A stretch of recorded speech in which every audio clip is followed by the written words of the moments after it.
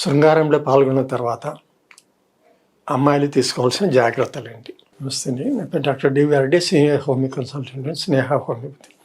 దీనికి మనం రెండు రకాలుగా చూడాలి. ఒకటి, మ్యారేజ్ అయిన కొత్తలో కొంతమంది ఇప్పుడే పిల్లలు వద్దు అనుకుంటారు, అలాంటి వాళ్ళకు ఒకటి. పెళ్ళి అయిన తర్వాత పిల్లలు కావాలనుకునే వాళ్ళకు ఒకటి. రెండు రకాల జాగ్రత్తలు తీసుకోవాలి. ఒకటి, ఇప్పుడే పిల్లలు వద్దు అనుకునే వాళ్ళు శృంగారం తర్వాత వెంటనే వాష్రూమ్ పోవడం వల్ల అవకాశాలు అనేవి తగ్గిపోతుంటాయి.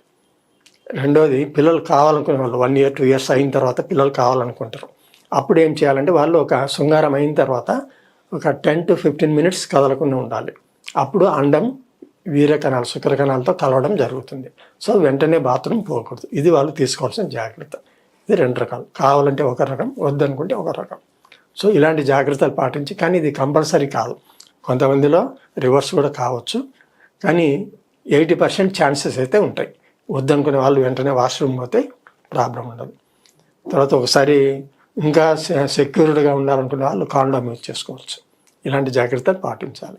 ఇంకా ఒకవేళ ఒక్కొక్కసారి ఉన్నప్పుడు కొంతమందిలో అమ్మాయిలు మ్యారేజ్ అయిన తర్వాత పిల్లలు కావాలనుకున్నారనుకోండి, అప్పుడు వాళ్ళకు కొంతమందిలో కండరాలు సంకోచించడం లేకపోవడం వలన, లూజ్గా ఉండడం వలన అలాంటి వాళ్ళలో వీర్యం బయటకు కూడా వస్తుంటుంది.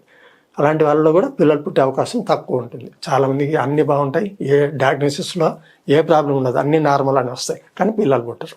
దానికి చూడడానికి చిన్న రీజన్, సిల్లీ రీజన్ అనిపిస్తుంది, కానీ ఇది కూడా ఒక రీజన్.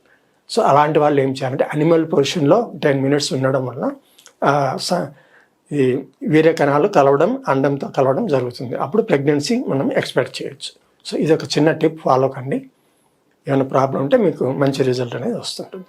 సో ఇలాంటివి మా వీడియోస్ ఫాలోఅప్ చేస్తే ఇలాంటివి ఏమన్నా మీకు ఐడియాస్ కానీ ఇట్లాంటివి ఏమన్నా కావాలా, సలహాలు, సంప్రదింపులు కావాలంటే మమ్మల్ని ఫాలో కండి. మీరు ఇంకా డౌట్స్ ఉంటే మీరు ఈ నెంబర్కి కన్సల్ట్ కండి. మీకు కౌన్సిలింగ్తో పాటు అవసరమైతే ట్రీట్మెంట్ కూడా ఇవ్వడం జరుగుతుంది. నమస్తే.